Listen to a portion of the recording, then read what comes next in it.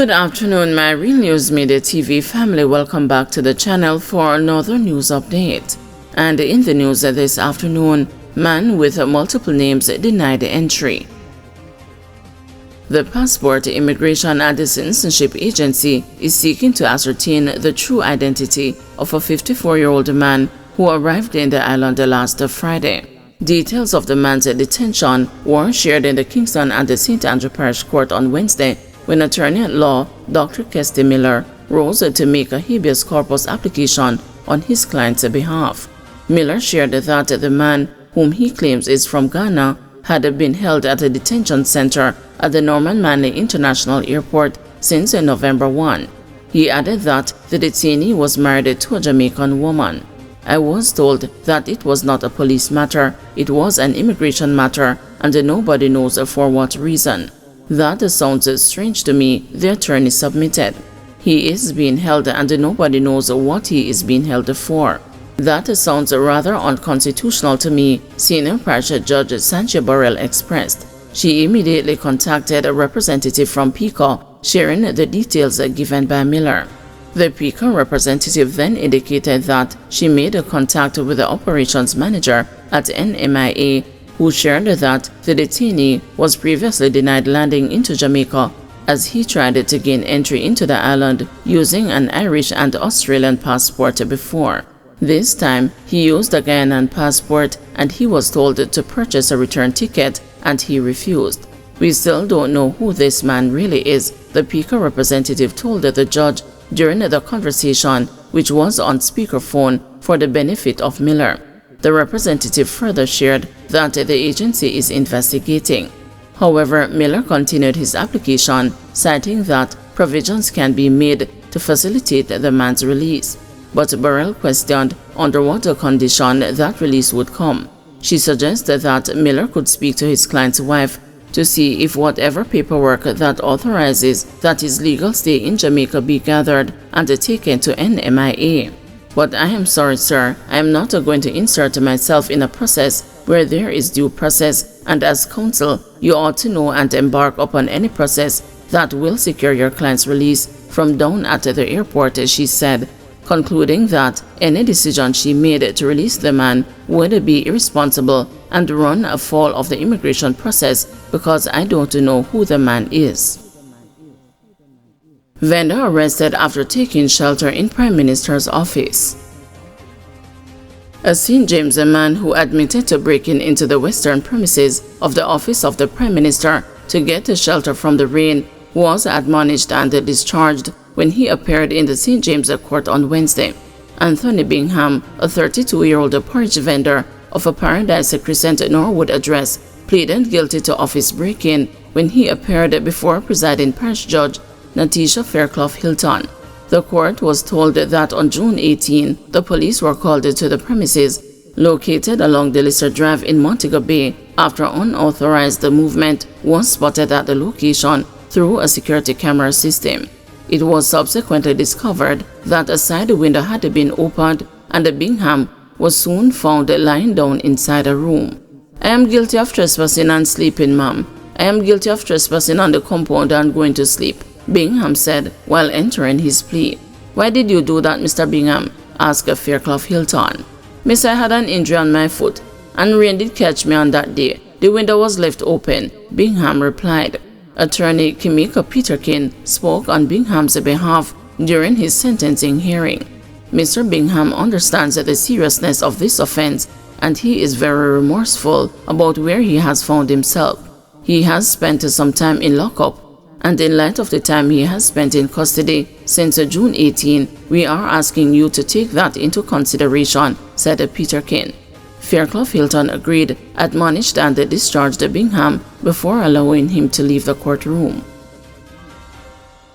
Fraudster gets into spirit at the court.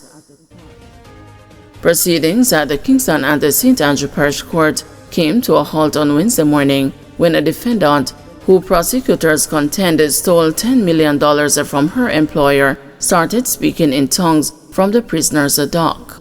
Police officers, lawyers, members of the public, and the senior parish judge Sanchia Burrell were left stunned by the utterances and the behavior of Camille Berger, just a moment before prosecutors were set to take her plea for 9 counts of larceny as a servant.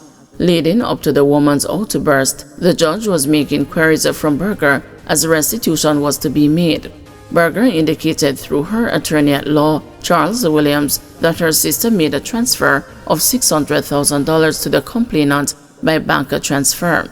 However, when the sister was asked about the status of the transfer, the answers weren't forthcoming. The complainant indicated that she checked her bank account and no monies were being reflected. Between the judge's queries, the courtroom went still for a moment. Then Berger bellowed. Hastily, she was removed from the courtroom, still speaking in tongues, and taken to the holding area outside the courtroom. It was shared by the complainant that Berger was employed as an accountant and bypassed the security procedures and transferred more than $7 million from the company's account to her personal account, categorizing them as staff loans. It is further reported that between April 2023 and May 2024, Berger added another person who is not employed to the company to the payroll, transferring a salary of $800,000 and paying salary deductions of $86,000 to Tax Administration Jamaica. The fraud was detected by a chartered accountant following an audit and totaled $10,439,937.42. The complainant indicated at a previous court hearing that the company had to take a $10 million loan to rectify the effects caused by Berger's actions.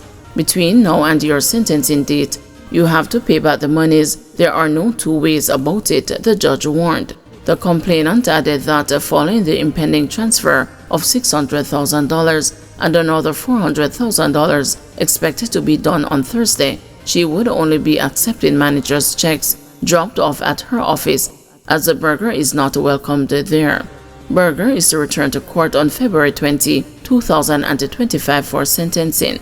She was made the subject of a fingerprint order and a social inquiry report was requested by the judge. 10,000 GPS customers still affected as restoration efforts continue after Storm Rafael. The Jamaica Public Service says approximately 10,000 customers are still without electricity following Tropical Storm Rafael, though it has restored power to most of those affected. The company's president and the chief executive officer, Hugh Grant, said that less than 5% of the company's 692,000 customers had lost the power after the storm passed near Jamaica Tuesday, leaving flooded streets and roads blocked by landslides. The largest number of customers without electricity at any point during the storm was 30,000. As at 3 o'clock on November 6, we had brought that number down to 10,000. That's less than 2% of our overall customer base, he explained in a JPS statement. Grant said that despite ongoing challenges with persistent heavy rains and strong winds in some parishes, JPS teams were continuing their efforts to get a quick supply back to customers where it was safe to do so. We understand the great inconvenience being experienced by our customers who are still without electricity. I would like to assure these customers that our teams will not stop until every customer is restored as safely and as quickly as possible, he said. Meanwhile, the JPS CEO indicated that it is still too early to determine the full impact of the tropical storm on the electricity network. We are continuing our assessment and taking into consideration the fact that some parishes are still experiencing heavy rains from the outer bands of the system, even as it moves away from the island. More customers may lose supply as a result of the residual effects of the weather system, but our teams are ready to respond as long as it is safe for them to work. We expect that by tomorrow, when the weather improves across all parishes, we will be able to give a broad projection of when we will be able to complete the restoration of service to all our customers, he said. Guys, thank you for watching. See you this evening at 6 p.m. for another news update.